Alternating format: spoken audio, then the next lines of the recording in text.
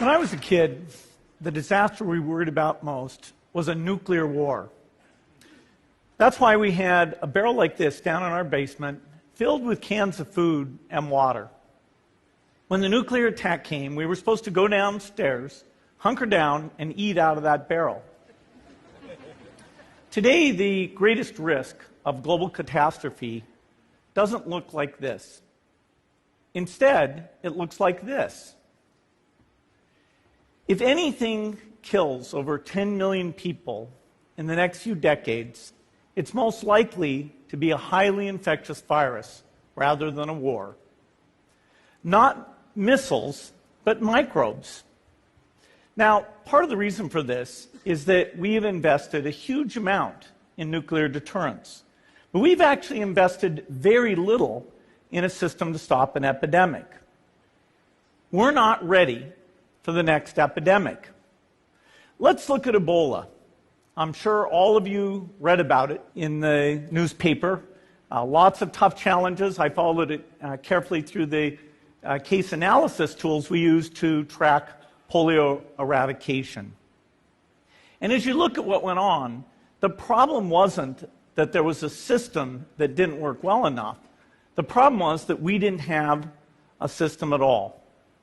In fact, there are some pretty obvious key missing pieces. We didn't have a group of epidemiologists ready to go who would have gone, seen what the disease was, see how far it had spread. The case reports came in on paper.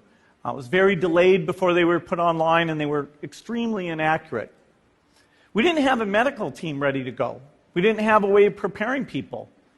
Now, Médecins Sans Frontières did a great job orchestrating volunteers, but even so, we were far slower than we should have been getting the thousands of workers into these countries. And a large epidemic would require us to have hundreds of thousands of workers. There was no one there to look at treatment approaches, no one to look at the diagnostics, no one to figure out what tools should be used. As an example, we could have taken the blood of survivors, processed it, and put that plasma back in people to protect them. But that was never tried. So there was a lot that was missing, and these things are really a global failure.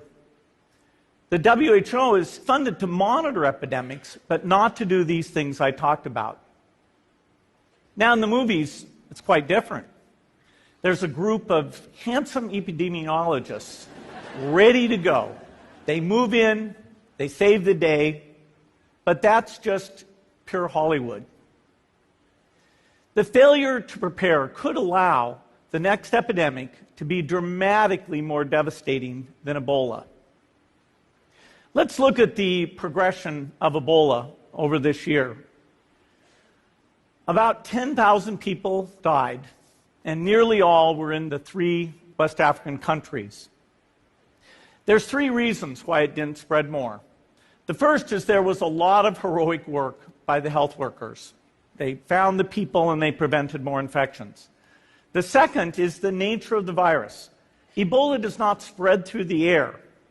And by the time you're contagious, most people are so sick that they're bedridden. Third, it didn't get into many urban areas, and that was just luck. If it had gotten into a lot more urban areas, the case numbers would have been much larger. So next time, we might not be so lucky. You can have a virus where people feel well enough while they're infectious that they get on a plane or they go to a market. The source of the virus could be a natural epidemic like Ebola, or it could be bioterrorism. And so there are things that would literally make things 1,000 times worse. In fact, let's look at a model of a virus spread through the air like the Spanish flu back in 1918. So here's what would happen. It would spread throughout the world very, very quickly. And you can see there's over 30 million people die from that epidemic. So this is a serious problem. We should be concerned. But in fact, we can build a really good response system. We have the benefits of all the science and technology that we talk about here. We've got cell phones to get information from the public and get information out to them. We have satellite maps where we can see where people are and where they're moving.